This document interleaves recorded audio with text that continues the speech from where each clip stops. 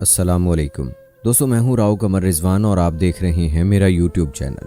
ہم ایسے شہر میں رہتے تھے جہاں کالج میں لڑکے لڑکیاں ایک ساتھ پڑھتے تھے۔ اس تھوڑی سی آبادی والے شہر میں صرف یہی ایک کالج تھا، لہٰذا مجھے مجبوراً کو ایجوکیشن میں داخلہ لینا پڑا۔ اس کالج میں فہد بھی زیر تعلیم تھا۔ یہ لڑکا مجھ سے 1 سال بڑا ہوگا، گرچہ ہم پڑوسی تھے لیکن میں اس سے بات نہیں کرتی تھی۔ جب سے یہ لوگ ہمارے پڑوسی ہوئے تھے میں نے کبھی اس سے بات نہ کی تھی، لہٰذا یہ حجاب کالج میں بھی برقرار تھا۔ یہ چھٹی کا دن تھا، میں نے کپڑے دھو کر چھت پر بندی الگنی پر ڈالے ہی تھے کہ کچھ دیر میں آسمان گھنے بادلوں سے ڈھک گیا اور موسم سہانا ہو گیا۔ گھرے ہوئے بادل دیکھ کر مجھے دھلے ہوئے کپڑوں کی فکر ہوئی، سو دوبارہ فوراً چھت پر پہنچی اور کپڑے اتار کر ٹوکری میں رکھنے لگی۔ تبھی میری نظر پڑوس کی چھت پر موجود فہد پر پڑی۔ وہ بھی اپنے گیلے کپڑے اتارنے آیا تھا، شاید اس کی ماں نے اسے اوپر بھیجا تھا۔ گھٹنوں کی مریضہ ہونے کے سبب وہ سیڑھیاں چڑھنے سے قاصر تھیں۔ بہرحال میں نے فہد کی طرف توجہ نہ دی۔ جب میں ٹوکری اٹھا کر اپنی سیڑھی کی جانب مڑی تو اس نے مڈیر کے قریب آ کر آواز دی، سنو شاہانہ، وہ بولا، مجھے کچھ نوٹس درکار ہیں، اگر آپ کے پاس ہوں تو براہ کرم چھت کی مڈیر پر رکھ دیں، میں اٹھا لوں گا۔ میں نے منہ اوپر کر کے بادلوں کی طرف دیکھا اور مسکرا دی۔ وہ سمجھ گیا کہ بارش ہونے کو ہے، اگر نوٹس بھیگ گئے تو۔ تبھی اس نے کہا، بارش نہ ہو تو رکھ دیجیے گا۔ میں اچھا کہہ کر سیڑھی اتر آئی۔ سوچا کہ ممکن ہے اس کو نوٹس فوری طور پر درکار ہوں۔ اس سے 1 کلاس آگے یعنی فائنل میں تھی اور کل ہی پچھلی کلاس کے نوٹس نکال کر ایک جانب رکھ دیے تھے کہ یہ اب میرے لیے بیکار تھے۔ میرے دل کے اندر موجود نیکی نے میرے ضمیر سے کہا، ان نوٹس کو ردی میں پھینکنے سے تو بہتر ہے اس کو ہی دے دوں جس کو اس کی ضرورت ہے۔ کسی ضرورت مند طالب علم کے کام آ جائیں گے تو اچھا ہے، انسان ہی انسان کے کام آتا ہے۔ اسی وقت میں نے نوٹس کا پلندہ اٹھایا اور جا کر منڈیر پر دھر دیا۔ اب دل پر بار بار یہ خیال بجلی کی طرح گزرتا تھا کہ جانے اس نے نوٹس اٹھائے یا نہیں۔ دوپہر کو چھت پر جا کر جھانکا، شکر ہے بارش نہ ہوئی تھی، مگر بنڈل اسی طرح موجود تھا۔ دل میں آیا کہ واپس اٹھا لوں، لیکن پھر ایسا نہ کر سکی۔ ایک عجیب سی بے چینی شام تک دامن گیر رہی۔ تمام دن کسی کام میں دل نہ لگا، دھیان اسی بنڈل کی جانب ہی لگا رہا جو پڑوسی کی منڈیر پر دھرا تھا۔ سوچ رہی تھی اگر اس نے نہ اٹھایا تو امی کو کہوں گی اسے دے دیں۔ 5 بجے شام کام سے فارغ ہو کر پھر بنڈل دیکھنے چھت پر آ پہنچی، جہاں فہد میرے انتظار میں موجود تھا۔ اس نے مجھے پہلے تو سلام کیا اور پھر شکریہ کہا، کوئی بات نہیں، میرے لیے تو یہ نوٹ سب بیکار تھے، آپ کے کام آ جائیں تو اچھی بات ہے۔ یہ کہہ کر میں جلدی سے سیڑھی اتر کر صحن میں آ گئی اور وہ کھڑے کا کھڑا رہ گیا۔ ان دنوں ہم 8 افراد اپنے گھر میں ایک پرسکون زندگی گزار رہے تھے۔ میں اپنی 2 بہنوں سے بڑی تھی، میرا ایک بھائی بڑا اور 2 چھوٹے تھے۔ ہم سب بہن بھائیوں میں بہت محبت تھی۔ ہمارا یہ ذاتی گھر تھا جس میں برسوں سے رہ رہے تھے، لیکن ہم لڑکیاں پڑوس میں کہیں آتی جاتی نہیں تھیں۔ اگر کبھی ضرورت پڑتی، خوشی غمی کے موقعوں پر امی ہی اڑوس پڑوس میں جاتی تھیں۔ تبھی میں اب تک فہد کے گھر بھی نہیں گئی تھی۔ اس واقعے کے پورے 3 ماہ تک میں گھر میں سمٹ کر بیٹھ گئی اور کبھی فہد سے رابطہ نہ کیا۔ اس دوران اس نے کالج میں 1-2 بار مجھ سے بات کرنی چاہی، مگر میں نے موقع ہی نہ دیا۔ وہ فطرتاً شریف اور اپنی والدہ کا اکلوتا بیٹا تھا۔ اس کے والد کا کافی عرصے قبل انتقال ہو چکا تھا۔ ماں نے اسے بڑی دقتوں سے پالا تھا۔ اس کے ماموں اپنی بیوہ بہن کی مالی مدد کیا کرتے تھے۔ تبھی فہد امیر زادوں جیسا لاڈ یا آوارہ مزاج نہ تھا۔ وہ لاپرواہ قسم کا لڑکا نہیں تھا۔ اسے اپنی والدہ کی بیوگی اور حالات کی سنگینی کا خوب احساس تھا۔ وہ محنت سے دل لگا کر پڑھ بھی رہا تھا۔ اس کی شرافت کو دیکھ کر ہی میرے دل میں اس کی عزت بنی تھی۔ فہد کی والدہ کبھی کبھار ہمارے گھر آیا کرتی تھیں۔ ایک دن انہوں نے باتوں باتوں میں بتایا کہ فہد کا ہاتھ جھلس گیا ہے۔ تبھی امی نے سوچا کہ پڑوسن ہے، جا کر ان کے لڑکے کو پوچھ آنا چاہیے۔ چونکہ میرے دل میں اس کے لیے خاص جگہ بن گئی تھی، اسی وجہ سے میں نے کہا، امی میں بھی آپ کے ساتھ چلتی ہوں۔ امی نے اعتراض نہ کیا، بولی ٹھیک ہے چلی چلو۔ امی فہد سے باتیں کرنے لگیں تو مجھے بھی اس سے بات کرنے کا موقع ملا۔ پوچھا کہ تمہارا ہاتھ کیسے جھلسا؟ وہ کہنے لگا، امی کے گھٹنوں میں درد رہتا ہے، ان کو پکانے میں دقت ہو رہی تھی، سوچا کہ میں ناشتہ بنا لوں، بس اس طرح ہاتھ پر شعلے کی لپک لگی، چولہا جلاتے ہوئے جھلس گیا۔ مجھے دکھ ہوا کہ امتحان نزدیک تھے اور اس کے سیدھے ہاتھ میں تکلیف تھی۔ سوچا یہ کیسے لکھ پائے گا اور کیوں کر پیپر دے گا۔ اب اس کی بے بسی پر میرا دل موم کی طرح پگھل گیا۔ جانے دل میں کیا آیا، میں نے ایک رکا لکھا اور آخر کار اس خاردار راستے کا انتخاب کر لیا جس پر چل کر لوگ ہمیشہ زخمی ہی ہوتے ہیں۔ رکے میں نے لکھا تھا، اگر تمہارے ہاتھ میں زیادہ تکلیف ہے، تم چاہو تو پریکٹیکل جرنل مجھ سے لکھوا لو، میرے پاس اپنا موجود ہے، مجھے تمہارا جرنل بنانے میں دقت نہ ہوگی۔ چونکہ ہمارے مضمون ایک تھے اس لیے میں اس کی مدد کر سکتی تھی۔ جواب میں اس نے شکریہ لکھا اور جب میں صحن میں بیٹھی تھی اس نے اپنے گھر کی چھت سے یہ رکا ہمارے صحن میں پھینک دیا۔ میں نے فوراً اٹھایا، کھول کر پڑھا، لکھا ہوا تھا، جیسے تم اب میرا ساتھ دے رہی ہو، کیا عمر بھر بھی اسی طرح ساتھ دے سکو گی؟ میں نے جواب میں لکھ دیا، ہاں، اگر تم ساتھ دو گے تو میں بھی تمہارا ساتھ دوں گی۔ لکھنے کو تو یہ بات لکھ دی، پھر بہت پشیمان بھی ہوئی کہ جس راہ کو جانتی نہیں کیوں اس پر قدم رکھ دیا۔ کسی کو ہمسفر بنانے سے پہلے آزمانا تو چاہیے تھا کہ یہ عمر بھر ساتھ دے بھی سکے گا کہ نہیں۔ اس کے بعد ہمارے درمیان باقاعدہ رکا بازی کا سلسلہ شروع ہو گیا۔ میں رکا لکھ کر اس کی چھت پر پھینک آتی، اس طرح جب وہ دیکھتا کہ میں اپنے صحن میں اکیلی بیٹھی ہوں تو وہ چھوٹے سے پتھر یا کنکر میں رکا لپیٹ کر اپنی چھت سے پھینک دیتا جو میرے سامنے آ گرتا۔ یوں ہمیں کسی پیامبر یا ڈاکیے کی ضرورت نہ پڑتی تھی۔ چھت کے ساتھ چھت ملی ہوئی تھی، ہمیں بات کرنا بھی آسان تھا اور خط و کتابت کی ترسیل بھی آسان تھی۔ ہم زیادہ دیر چھت پر نہیں رکتے تھے کہ کہیں امی کو شک نہ ہو جائے۔ وہ بھی ایسا لڑکا نہ تھا جو کسی لڑکی کو برائی پر اکساتا۔ وہ اچھے مستقبل کے لیے محنت کرنا اور اپنی بیوہ ماں کے دکھ سمیٹنا چاہتا تھا۔ یہ بات اس نے مجھ سے کئی بار کہی تھی۔ اس کا کہنا تھا کہ بس ایک نظر تم کو دیکھ لیتا ہوں تو محنت کرنے کی امنگ بڑھ جاتی ہے اور تم کو حاصل کرنے کا خیال مجھ کو طاقتور بنا دیتا ہے۔ اس نے بس ایک بار مجھے کہا کہ تم سے ملنا چاہتا ہوں۔ انہی دنوں ایک روز امی اور بھائی کو ایک عزیز کے انتقال پر لاہور جانا پڑا۔ تب میں نے فہد سے کہا کہ تم ہمارے گھر آ جاؤ۔ یہ دسمبر کی ایک رات تھی۔ وہ 10:30 بجے ہمارے گھر آیا، کافی پریشان تھا۔ میں نے سبب پوچھا تو اس کی آنکھوں سے آنسو جاری ہو گئے۔ میں نے اپنی زندگی میں پہلا مرد دیکھا جو آنسو بہا رہا تھا۔ دل کانپ اٹھا۔ پوچھا، مجھے بتا دو کیا بات ہے، تم کو کیا پریشانی ہے؟ اس نے بتایا کہ ایک نہیں 2 پریشانیاں ہیں۔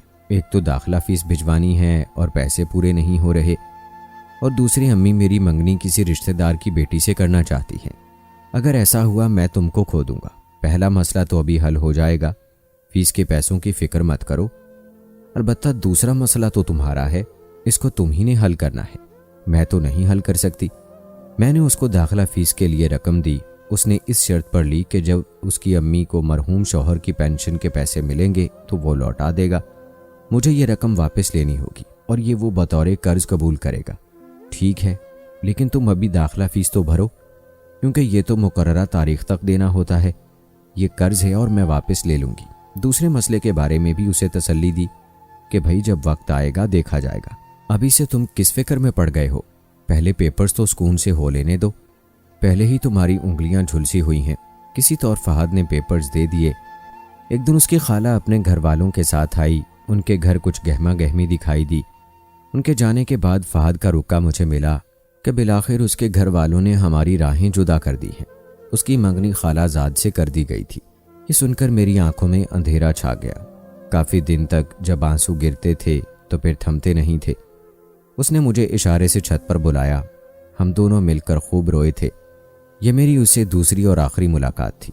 اب 2 ہی راستے تھے کہ ہم ہمیشہ کے لیے ایک ہو جائیں یا پھر والدین کی رضا پر راضی ہو کر سر جھکا لیں اور خاموش ہو جائیں۔ اس نے کہا تھا کہ اب تم ہی فیصلہ کرنا، تم جو فیصلہ کرو گی مجھے منظور ہوگا۔ مجھے اپنے گھر والوں سے زیادہ اس کی بیوہ ماں کی خوشی کا خیال تھا، جس نے بہت دکھوں اور تکلیفوں کو جھیل کر اسے پالا تھا، اور فہد اس کی کل کائنات تھا۔ اب ہم محتاط ہو گئے، لیکن ایک دوسرے کے لیے پہلے سے زیادہ محبت بڑھ گئی۔ جدا ہونے کے خیال سے ہی دل بیٹھا جاتا تھا۔ تاہم یہ حقیقت تھی کہ کسی نہ کسی طرح زندگی کا یہ سفر اب اکیلے ہی طے کرنا تھا۔ میں گریجویشن کے بعد فارغ تھی، تبھی میرے والدین نے بھی اپنے فرض سے سبکدوش ہونا ضروری سمجھا اور میرا رشتہ والدہ نے اپنے رشتہ داروں میں طے کر دیا۔ جب مجھ سے پوچھا گیا تو میرا جواب سوائے آنسوؤں کے اور کیا ہو سکتا تھا، کیونکہ فہد کی تو منگنی ہو چکی تھی۔ ان دنوں میں صدمے سے نیم جان تھی تو فہد بھی غم سے نڈھال تھا۔ چند ماہ مایوسی سے دکھ جھیلتے رہنے کے بعد بالآخر میری منگنی ہو گئی اور میں نے خاموشی سے تقدیر کے فیصلے کو یہ سوچ کر تسلیم کر لیا کہ ضروری تو نہیں ہم جس کو چاہیں یا پسند کریں اس کے ساتھ ہماری شادی بھی ہو جائے۔ فہد نے مجھ سے زیادہ دکھ محسوس کیا اور شدید بیمار ہو گیا کہ اس کی جان کے لالے پڑ گئے۔ اس کی ماں کا رو رو کر برا حال تھا۔ امی بھی عیادت کرنے اسپتال گئیں۔ تب وہاں اس کی والدہ نے بیٹے کے دکھ کی وجہ سے میری والدہ کو آگاہ کر دیا۔ فہد کی حالت دیکھ کر امی کو احساس ہوا کہ یہ لڑکا تو میری لڑکی سے واقعی دل سے محبت کرتا ہے، تبھی تو اتنا بیمار پڑا ہوا ہے۔ انہوں نے کچھ سوچ کر اس کی امی سے کہا کہ ہمیں اپنے بچوں کی خوشی کے بارے میں ضرور سوچنا چاہیے۔ دونوں ہی فرما بردار ہیں کہ جہاں ہم نے منگنی کو کہا کر لی اور ہمارا دل نہیں دکھایا تو ہمیں بھی ان کا دل نہیں دکھانا چاہیے۔ دعا ہے کہ تمہارا بیٹا جلد صحت یاب ہو جائے تو پھر ہم اپنے فیصلوں پر نظر ثانی کر سکتے ہیں۔ فہد صحت یاب ہو کر ملازمت کرنے لگے گا تو منگنیاں توڑی جا سکتی ہیں، اپنے بچوں کی خوشی کی خاطر فیصلے تبدیل کیے جا سکتے ہیں۔ جب یہ فہد نے سنا تو گویا پھر سے جی اٹھا، اس بیمار میں پھر سے جان پڑ گئی اور وہ تیزی سے صحت یاب ہونے لگا۔ ایک امید کی کرن نے اس کے بے جان وجود میں نئی روح پھونک دی تھی۔ امید انسان کی سب سے بڑی خوشی اور طاقت ہے۔ اگر امید نہ ہو تو انسان وقت سے پہلے جان ہار دیتا ہے۔ فہد نے مجھے حاصل کرنے کے لیے سر دھڑ کی بازی لگا دی اور بالآخر ایک اچھی ملازمت حاصل کرنے میں کامیاب ہو گیا۔ اس کو ایک پرائیویٹ کمپنی میں ملازمت مل گئی تھی، اچھی تنخواہ تھی اور الاؤنس وغیرہ بھی تھا۔ جب یہ خبر اس کی ماں نے امی کو سنائی تو وہ کچھ پریشان سی ہو کر سوچ میں پڑ گئیں۔ تاہم میری خوشی کی خاطر انہوں نے میری منگنی ختم کرنے کا اعلان کر دیا اور بہانہ بنایا کہ میری بیٹی ایم اے کرنا چاہتی ہے اور ابھی شادی کی بجائے اعلیٰ تعلیم کے حق میں ہے، لہٰذا ہم نے اس کی شادی کا ارادہ ملتوی کر دیا ہے۔ میرے منگیتر کے والدین نے بہت زور لگایا کہ ہم 2 سال کی مہلت دیتے ہیں، یہ ایم اے کر لے پھر شادی کر لیں گے، مگر ہمیں تو رشتہ ختم کرنا تھا، لہٰذا والدہ نے ان کی ہر آرزو پر پانی پھیر دیا۔ اسی طرح فہد کی والدہ نے بھی کسی بہانے سے اس کی منگنی ختم کرا دی۔ انسان چاہے جتنا زور لگا لے، ہوتا وہی ہے جو خدا کو منظور ہوتا ہے۔ فہد کی ماں نے شادی کے لیے امی سے 1 سال کی مہلت مانگی تھی تاکہ کچھ رقم جمع ہو تو شادی پر اخراجات کا انتظام کر سکیں۔ خدا کی کرنی 1 سال بعد فہد کی ملازمت ہی جاتی رہی۔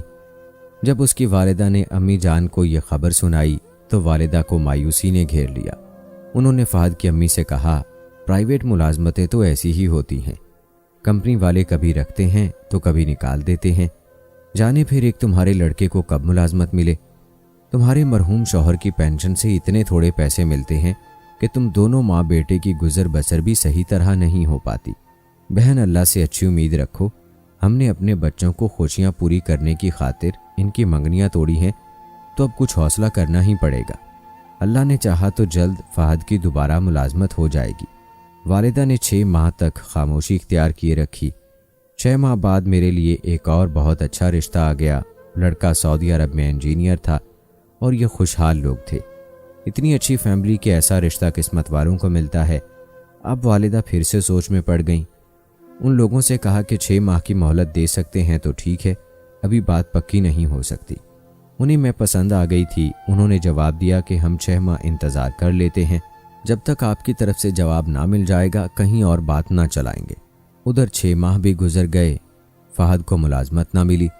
تب ماں آنٹی سے حتمی بات کرنے گئیں، کہا کہ سال بھر انتظار کر لیا مگر تمہارے لڑکے کو ملازمت نہیں ملی، آخر کب تک میں اپنی لڑکی کو بٹھا کر رکھوں گی؟ جانے کب ملازمت ملے، تمہارے پاس تو کوئی اثاثہ بھی نہیں کہ تمہارا لڑکا دکان ہی کھول کر ذریعہ روزگار پیدا کر لے۔ امی کی نیت بدل گئی تھی۔ جب سعد کے گھر والے دوبارہ اس کا رشتہ لائے کہ ہم نے 6 ماہ انتظار کر لیا ہے، اب ہم کو جواب چاہیے، تب امی نے فوراً ان کو ہاں کر دی اور فہد سے منگنی ختم کر دی تاکہ ہم دھوکے میں رہیں اور نہ آپ، کیونکہ وہ فہد کے ساتھ رشتہ کر کے اب پچھتا رہی تھی۔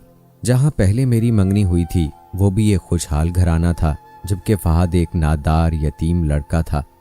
سوائے گریجویشن کے اس کے پاس اور تعلیم یا ہنر بھی نہیں تھا۔ امی نے سوچا کہ اتنی غربت میں بیٹی کا رشتہ دے کر غلطی کر رہی ہوں، جبکہ خوشحالی زندگی کی خوشیوں کے لیے ضروری ہوتی ہے۔ میری بیٹی عمر بھر غربت میں زندگی گزارے گی۔ رہی خوشیوں کی بات تو بچوں کی شادی اور محبت کے بارے میں ان کے اپنے فیصلے جذباتی ہوتے ہیں۔ थोड़े दिनों में ही जब शाहाना अमीर घर के सुख देखेगी तो पिछली कहानी भूल जाएगी। अम्मी ने तो फिर भी 6 माह मजीद सब्र किया था। वालिद साहब फहद से मेरी मंगनी के हक में न थे कि वो खुशहाल लोग नहीं थे, मगर वालिदा के कहने से चुप हो रहे थे। फहद की माँ को जवाब देकर अम्मी ने मेरी शादी की तारीख साद के वालिदैन को दे दी। जब शादी के बाद पहली बार मैके गई तो पता चला कि फहद ये सदमा ना सह सका और फिर से बीमार होकर अस्पताल पहुंच गया है। मैं सिवाय उसकी सलामती की दुआ मांगने के और कुछ न कर सकी। शादी के 1 माह बाद ही मैं अपने शौहर के साथ सऊदी अरब चली गई, जहां मुझे एक ख़त मिला जो मेरी सहेली के पते पर आया था। वो हमारे करीब रहती थी। उसका शौहर मेरे खाविंद के साथ एक ही कंपनी में काम करता था। नायला ने बंद लिफाफा मुझे ला कर दिया। वो समझी मेरे घर से ख़त आया है, क्योंकि मैंने अम्मी वालों को नायला का पता दिया हुआ था। लिफाफा खोला तो फहद की तहरीर देखकर हैरान रह गई। जाने कैसे उसने हमारे घर वालों से ये पता हासिल किया था। लिखा था, मेरे लिए अब जीना महाल है। तुम्हें मालूम है कि मैं ही अपनी वालिदा के लिए सब कुछ हूँ। कहते हैं कि हर काम में भलाई होती है। मुझे नहीं मालूम कि हमारी जुदाई में कौन सी नेकी पोशीदा है। मैं नहीं चाहता कि मेरी वजह से तुम्हारी इज्जत पर हर्फ आए, लिहाजा इत्मीनान रखो। अब हमारे दरमियान कोई राब्ता, कोई ख़तो किताबत नहीं होगी, इसलिए यह ख़त तहरीर किया है। तुम मेरा ख्याल बिल्कुल भुला देना। मैं तुमको कसूरवार नहीं समझता, लिहाजा किसी पछतावे में ना आना। उदास ना रहना, अपने वालिदैन की लाज रखना, शौहर को हमेशा खुश रखने की कोशिश करना और कभी लड़ झगड़ कर मैके ना आना, क्योंकि अब यही तुम्हारे हक में बेहतर है। मेरे दिल में तुम्हारे लिए जैसा एहतराम पहले था अब भी है और हमेशा रहेगा। जिंदगी की बाज़ हकीकतें ऐसी होती हैं कि जिन्हें कबूल कर लेना ही बेहतर होता है। इसके बाद कभी फहद का कोई ख़त नहीं आया, न कभी बातचीत हुई और न उसने फ़ोन पर राब्ते की कोशिश की। कुछ अरसे बाद पता चला कि फहद का दिल हमारे मोहल्ले से ऐसा खट्टा हुआ कि वो लोग अपना मकान ही बेचकर चले गए। कहाँ गए ये किसी को मालूम ना हो सका। यूं तो इंसान कदम कदम पर धोखे खाता है और कदम कदम पर दुख भी उठाता है, लेकिन हमारा कसूर कोई ना था सिवाय इसके कि फहद को नौकरी ना मिली। इसी वजह से उसे ज़िंदगी की सबसे बड़ी खुशी से जुदाई मिल गई। जहाँ इस दुनिया में धोखे देने वाले लड़के मौजूद हैं, वहीं फहद जैसी सच्ची मोहब्बत करने वाले भी हैं। मेरे माँ बाप का जो फैसला है वो सही है, लेकिन अगर वो मेरी फहद से शादी कर देते तो वो फैसला भी गलत ना होता। आपको क्या लगता है कमेंट बॉक्स में आप ज़रूर बताएं। लेकिन बहुत अफसोस के साथ कहना पड़ता है कि आजकल फहद जैसी सच्ची मोहब्बत करने वाले और शाहाना जैसी माँ बाप की इज्जत का ख्याल रखने वाली लड़कियाँ बहुत कम हैं। दोस्तों, कैसी लगी आज की कहानी? अपनी राय ज़रूर दीजिएगा। मिलते हैं अगली वीडियो में, तब तक के लिए मुझे इजाज़त दें। अल्लाह हाफिज़।